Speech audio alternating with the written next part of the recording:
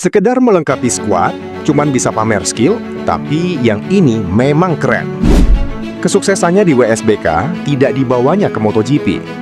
Toprak nampaknya kesulitan mencari setelan yang pas buat motornya di MotoGP, sehingga membuat namanya yang dulu top seakan redup di telan waktu.